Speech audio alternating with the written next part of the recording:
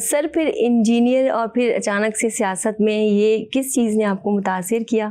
دیکھیے سوشل تو بچپن سے ہی تھا، کالج لائف سے میں پالیٹکس میں، اسٹوڈنٹ یونینز میں اور اپنی پالیٹکس اسٹوڈنٹ ونگز میں کام کرتا رہا، کیونکہ میرے ننیال میں اور ددیال میں دونوں جگہ سیاست، اور الحمدللہ دونوں جگہ پاکستان پیپلز پارٹی کی سیاست رہی۔